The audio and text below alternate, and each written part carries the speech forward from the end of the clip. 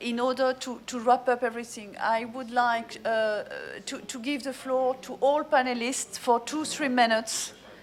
Say a final comments or questions or the way we can move forward together in terms of communication, for me what is important, towards our decision makers.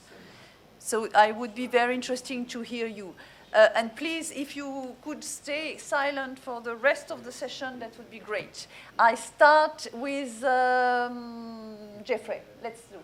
Sorry, you have 2-3 minutes to say what you want to say and how we should communicate to our decision makers to move forward in the energy transition in a pragmatic way.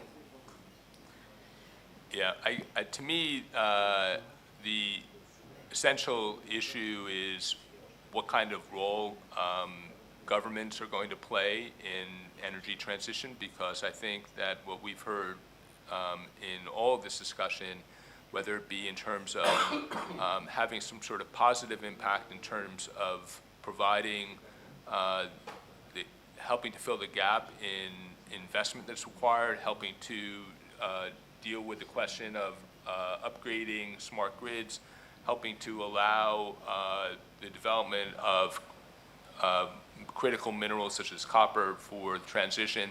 I think the role of in my view, my takeaway from this discussion is government's going to need to take a more active and visionary approach to energy transition more generally, or else we're not going to make much progress. Thank you. Nicolas? Actually, I would follow up on Jeff's comment. I think, and we're talking about gas and how do we develop 20 or 30-year gas projects. I think there's an instrument that has been very little used is guarantees. And you don't have to necessarily put money on the table. You just have to guarantee a minimum return.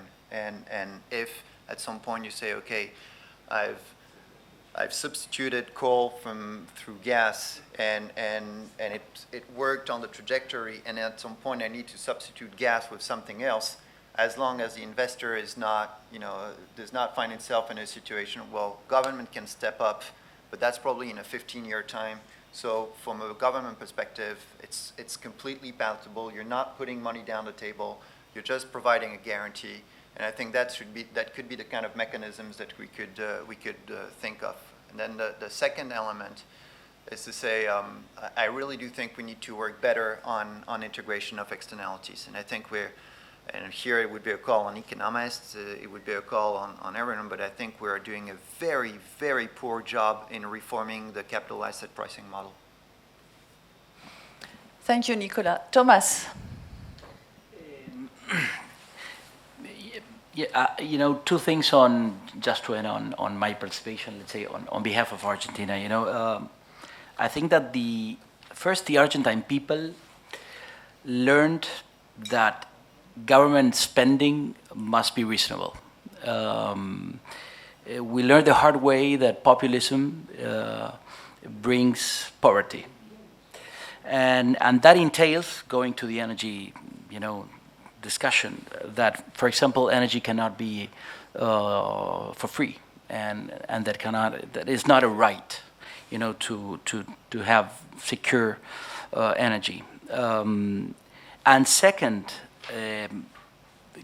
I would not say politicians in general, but I would say as a country, we learned the hard way that we need to gain credibility and that we need to establish rigid legal frameworks to attract investment, and we have to honor those regulatory promises. And that's the question: if we will persuade the international community to bring money to Argentina. And I think President Milei is putting again Argentina in the international arena. Let's see what happens. Thank you, Tomás. Jean. I would say three things. First thing, we need a carbon market. We need a carbon market. To me, it's a starter of everything. The second thing is that we need a realistic assumption of the energy needs. And today, unless I miss something, we didn't even evoke the IA, the data centers, all the energy which is needed for this kind of usage, which I believe are huge. I read numbers about that, how many nuclear plants we would need to supply the data center. And the third thing is that in order to compare things which are comparable, when we talk about renewable versus hydrocarbons, we should take into account the full chain from the production to the final use. If we only take one part of the chain and say the renewable emit less carbon than oil and gas, that's true. But we should go from the mining industry, the recycling, everything, and to compare things which are comparable. Thank you, Jean. Marc-Antoine. Yeah, thank you. No, I think the example also from Argentina was very telling, because one of the first measures was to move energy prices to basically market price levels. And very clearly in the world, we still have so many distortions due to fossil fuel subsidies and subsidized electricity prices. And all that makes energy systems inefficient. It slows down investment. It's a huge burden on public finances.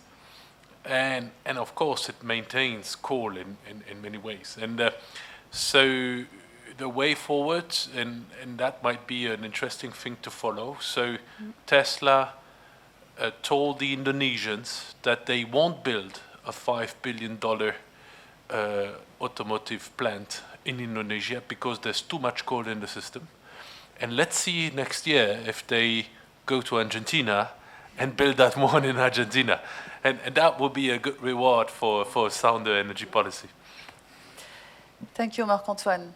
Majdi, you have the final word. Thank you very much.